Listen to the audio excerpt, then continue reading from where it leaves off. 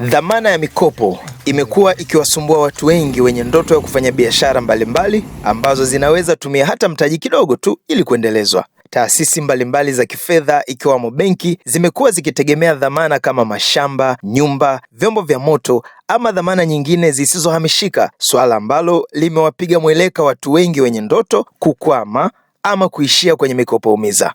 Mikutano mbalimbali imekuwa ikiibua hoja hii ya namna gani wananchi wengi zaidi wanaweza kuwezeshwa kifedha na kubadili maisha yao na kuchangia kwenye uchumi wa taifa. Je, umewahi kujiuliza mhitimu wa chuo kikuu anaweza kupata wapi mali isiyohamishika ama dhamana nyingine ambayo inakidhi vigezo vya mkopo? Wengi wa wahitimu wa vyuo vikuu, mafanikio makubwa walionayo ni kumiliki cheti cha kitaaluma ambacho hakijawahi kamwe kuhesabiwa kama dhamana ya mkopo. BOT ikiwa msimamizi wa taasisi zote za fedha inalitazamaje swala hili kama njia ya kuwainua vijana wa Kitanzania? Emmanuel Tutuba ni gavana wa BOT.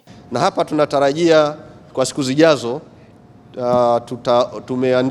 tumeandaa kampuni tunaita itakuwa ni Credit Guarantee Corporation, kwa maana ya kampuni itakayokuwa ina support shughuli mbalimbali katika kurasimisha biashara, kuwezesha watu kuandikia maandiko yanaweza kupata mikopo benki, lakini kufuatilia mchakato wa mtu kukopesheka, ile credit worthiness, na kuwezesha pia watu wapate dhamana, hasa wale ambao kwa bahati mbaya hawana mali aidha zinazohamishika au zisizohamishika. Na pia tuna mchakato wa kuboresha hata sheria. Tulikuwa tunataka tuangalie namna ambavyo mtu anaweza kaenda kukopa kwa kutumia hata cheti chake, kwa sababu tumeona kuna vijana wengi wanahitimu vyuo vikuu lakini labda hawawezi kukopesheka kwa sababu hawana mali au hawana dhamana. Kwa hiyo kupitia hiyo Credit Guarantee Corporation tutakuwa na idara mbalimbali zitakazowezesha watu wapate labda aidha dhamana. Mtu kama hana collateral anaweza kaenda akajisajili benki yake, kupitia benki yake akajisajili wakampa labda dhamana. Lakini kama atakuwa hana andiko la mradi, anaweza kafika patakuwepo idara inayodili na masuala ya uandishi wa zile tunaita ni bankable business proposal au project proposal. Na hii kupitia pia chuo chetu cha Benki Kuu tutaendelea kutoa elimu. Tunataka kupitia fursa hiyo tuwawezeshe Watanzania wengi zaidi waweze kuwa na uwezo wa kuandika aidha maandiko, sababu tumeona ni changamoto mojawapo. Mtu anaweza kawa ana wazo la mradi lakini anashindwa kulithibitisha kama wazo hilo ni halisia na linaweza likatekeleza mradi kifaida. Na kupitia hii Credit Guarantee Corporation nashukuru kwamba wenzetu kwa mfano wa World Bank wamekubali kuiunga mkono kwa kuongeza pale fedha, na watatoa kama mkopo nafuu kupitia serikalini wa dola milioni 150. Miongoni mwa mafanikio ya kiuchumi yaliyopatikana kwenye tasnia ya fedha ni pamoja na kuwainua zaidi wanawake ambao siku za awali walionekana kuachwa nyuma kwenye uwezeshwaji kiuchumi, mkakati ambao ulipewa msukumo wa kipekee na BOT. Utakumbuka mwaka jana niliwapa rai na nilitoa waraka kwa mabenki yote kuwataka angalau kwenye bodi zao pamoja na management zao uwiano wa wanawake angalau mpaka ifikapo mwaka 2028 wafikie 30%. Nashukuru kuona kwamba benki 22 kati ya benki 42 wameshafikia uwiano wa kuwa na 30% kwenye bodi na kwenye top management zao ambao ni wanawake. Na nimewashukuru wote ambao mpaka sasa wameshatimiza lengo hilo.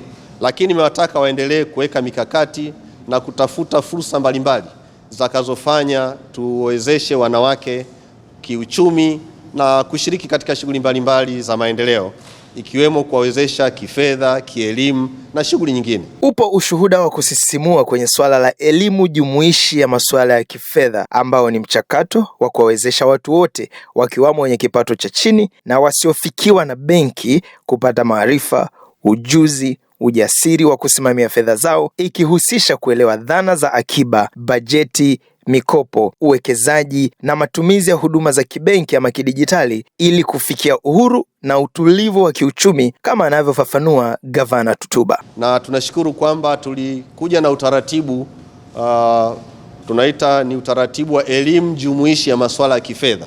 Kupitia chuo chetu cha Benki Kuu pale Mwanza, tulitengeneza mitaala miwili. Mtaala mmoja ni wa ndani ya elimu ndani ya mifumo rasmi ya elimu, tunaita ni in-school financial literacy curriculum, na mtaala mwingine ulikuwa ni wa elimu jumuishi ya fedha nje ya mifumo rasmi ya elimu, kwa maana ya out of school financial literacy curriculum. Na tunashukuru mpaka sasa mifumo yote imefanya kazi, na ile mitaala tuliyotoa tunaona sasa hivi watu wengi wanaelimishwa, na kwa ujumla tumepata mrejesho kwamba wanawake wengi wamenufaika na utaratibu huo, walioko hasa nje ya mifumo rasmi ya shule wamepata elimu. Na hata kwenye chuo chetu cha Benki Kuu tumeona baadhi ya taasisi zimepeleka wataalamu wao wa jinsia ya kike kwenda kujifunza. Kwa hiyo tunatarajia tutaendelea kudesign mifumo na taratibu mbalimbali. Naitwa Teobald Sabi, ni mwenyekiti wa Jumuiya ya Mabenki Tanzania, na mimi napenda kuipongeza Benki Kuu ya Tanzania pamoja na Wizara ya Fedha na serikali kwa ujumla kwa kuja na swala hili, kwa sababu leo hii tunasherehekea kwamba kwenye uongozi wa mabenki, hasa kwenye ngazi ya bodi, tayari mabenki mengi yamefikia kile kiwango cha angalau 30% kwenye wale wakurugenzi wa mabodi haya, kwamba angalau 30 ni wanawake.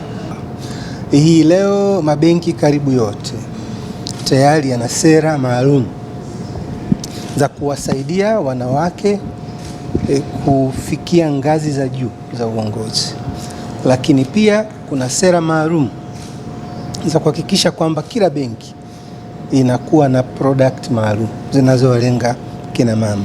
Mkakati huu wa Benki Kuu ya Tanzania wa kuruhusu mchakato wa kisheria ili vyeti vya kitaaluma vitumike kama dhamana ya mikopo utafungua ukurasa mpya wa uwezeshaji kwa vijana wengi waliokuwa wakikosa fursa hii. Hili si tu litarahisisha upatikanaji wa mikopo, bali pia litachochea ubunifu, ajira na ukuaji wa uchumi kwa taifa. Hii ni TriGen Media na mimi ni Dennis Mwasalanga.